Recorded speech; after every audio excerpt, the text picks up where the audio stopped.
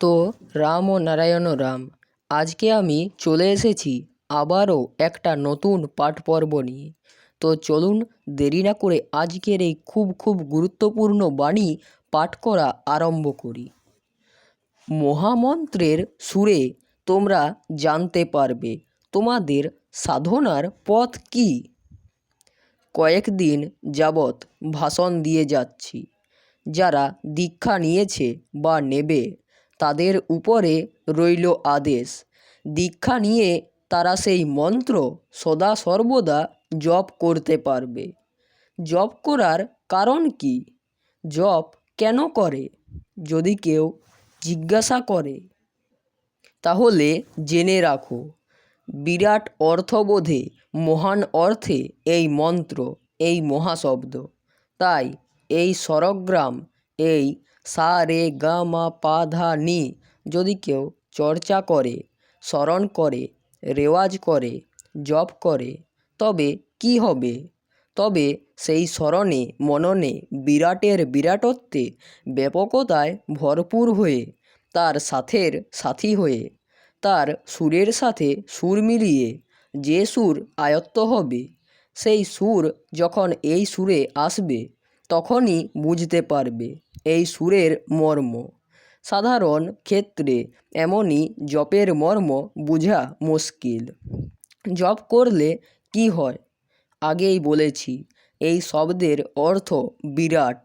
বিরাট অর্থবোধে গুরু যাহা দান করবেন তাহা যদি তুমি বারবার করে স্মরণ করো, দেখবে ভিতর থেকে ফুটে উঠবে, জেগে উঠবে সেই সুর। বহুজনের বহু কথা, বহু মত, বহু তর্ক, আছে অনেক কথা। আমরা এখন তর্কে যাচ্ছি না, আমরা এখন বিবাদে যাচ্ছি না, আমরা আসছি মীমাংসাতে। মীমাংসার ভিতর দিয়ে আমরা কাজ করতে চাই। তর্ক করতে করতে জীবনটাই শেষ হয়ে গেল তর্কের মাঝে। বিষয়বস্তুর সাথে আর রইল না সম্পর্ক, পেলে না কিছু, শুধু তর্কই হলো সার। করো তর্ক, ক্ষতি নাই যদি বুঝবার আগ্রহ থাকে। বুঝতে যদি চাও তর্ক করো, জানার পথে জানতে জানতে যাও। বুঝবার আগ্রহে তর্ক ভালো, কিন্তু জব্দ করার জন্য তর্ক ভালো না। বেশিরভাগই বোঝে না, জিদ করে, সেই তর্ক মোটেই ভালো নয়। তোমরা কর্মী, কর্মই তোমাদের ধর্ম। তোমাদের মহামন্ত্র বলে দেবে কি তোমাদের প্রয়োজন, কি তোমাদের দরকার, সেটা তোমাদের জানিয়ে দেবে এই মহামন্ত্রের সুর। আগে তোমাদের আমি বলে দিতে চাই না যে দেবতা তোমাদের কাছে আছে, দেবতার দর্শন হবে, এই কথাটা আমি বলতে চাই না। বীজ দিলাম, জমি দিলাম, সার দিলাম, ফুটবার জন্য সব ব্যবস্থা করে নিলাম। তুমি বীজ পুঁতে দাও, তাকে যত্ন করো, তাকে রক্ষা করার ব্যবস্থা করো। দেখবে সেই বীজ থেকে আপনা আপনি অঙ্কুর গজাবে, আস্তে আস্তে শিকড় হবে, অঙ্কুর থেকে লতা পাতা বের হবে, তারপরে ফুলে ফলে ভরে যাবে। অদ্ভুত, অতটুকুনু বীজ, ওই বীজের মধ্যে কত বড় গাছ থাকে দেখলে কি বোঝা যায়?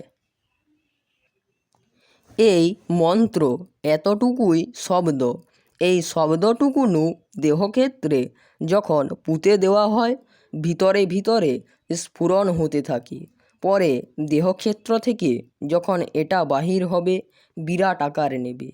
তার ভিতরে যখন বিবেক, বৈরাগ্য, বিচার ফুলে ফলে ভরে যাবে, তখন বুঝতে পারবে তোমার কি চাহিদা, বুঝতে পারবে সত্যিকারের রূপ কোথায়।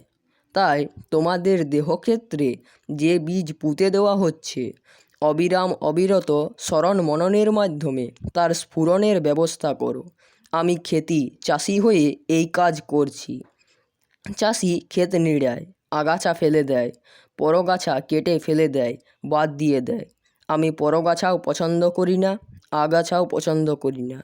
তোমাদের এই দেহক্ষেত্র যাতে পবিত্র থাকে, রক্ষা পায়, তার ব্যবস্থার জন্য যত রকম ব্যবস্থায় দরকার তা করা হয়েছে।